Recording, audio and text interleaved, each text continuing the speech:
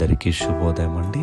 అనుదినము మన channel follow అవుతూ దేవుని వర్తమానాలు వింటున్న మీ అందరికీ ప్రత్యేకమైన వందనములు. సబ్స్క్రైబ్ చేసుకోకపోతే సబ్స్క్రైబ్ చేసుకోండి, లింక్ను షేర్ చేయండి, లైక్ ఇవ్వండి. తద్వారా ఇతరులు కూడా దేవుని మాటలు వినడానికి ఉపయోగపడుతుంది. ఈరోజు దేవుడు మన కొరకు సిద్ధపరిచినటువంటి వాక్యమును చదువుకుందాం. దేవుడు నిత్యము నిన్ను ఆశీర్వదించును. ఆశీర్వదించడానికి మనం సమయాలు చూస్తూ ఉంటాం. పెద్దల దగ్గరికి వెళ్ళి ఆశీర్వాదం తీసుకునేటప్పుడు ఏమన్నా శుభకార్యం జరిగిందనుకోండి, లేకపోతే ఒక బిడ్డ చదువుకోవడం ప్రారంభిస్తూ ఉన్నాడు, పెద్దల ఆశీర్వాదం తీసుకుంటారు.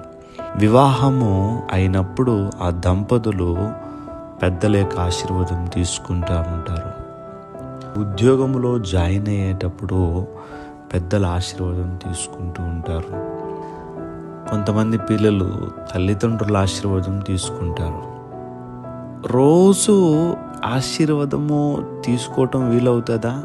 అవదు కదండి. ఇప్పుడు ఇంట్లో పిల్లలు ఉన్నారు, తల్లిదండ్రుల దగ్గరికి వెళ్ళి ప్రతిరోజు ఆశీర్వాదం అడగరు. ఓ పుట్టినరోజుకో ఒక ప్రత్యేకమైన సందర్భంలోనే ఆశీర్వాదాలు కోరుతారు. ఆ తల్లిదండ్రులు కూడా మనసారా పిల్లల్ని ఆశీర్వదిస్తారు. ప్రియ దేవుని బిడ్డలారా, మనం ఆశీర్వదింపబడటానికి ఒక సమయాన్ని చూస్తాం మనం. కానీ దేవుని ప్రేమ ఎంత గొప్పది అనంటే, సమయం అనగా అసమయం అనగా ప్రతి సమయమందు నిత్యము అని రాయబడింది. ఇక్కడ నిత్యము అంటే ఇంక టైం లేదు, టైంతో పని లేదు. నిత్యము ఆశీర్వదిస్తాడు ఆయన. అంటే దేవుడు నిన్ను ఆశీర్వదించాలని ఆయన ఉద్దేశం, నువ్వు దీవించబడాలని ఆయన ఉద్దేశం. కనుక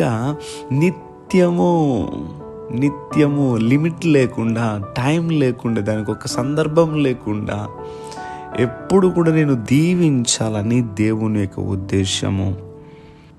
సామెతల గ్రంథము 3:33 నీతిమంతుల నివాస స్థలమును ఆయన ఆశీర్వదించును అని చదువుకుంటూ ఉన్నాం. నీతిమంతుల నివాస స్థలమును ఆయన ఆశీర్వదించును. నీ నివాస స్థలమును దేవుడు నిత్యము నిన్ను ఆశీర్వదిస్తారు. నీ నివాస స్థలాన్ని ఆశీర్వదిస్తానని దేవుడు మాట్లాడుతున్నారు. ఎంతకంటే ఏం కావాలండి? దేవుడు మనలను, మన నివాస స్థలములను ఆశీర్వదిస్తానని మాట్లాడుతున్నారు. కనుక ఈ మాటలు వింటున్న మీ అందరూ దేవుని చేత ఆశీర్వదింపబడుదురు గాక. మీ నివాస స్థలములు ఆశీర్వదించబడును గాక.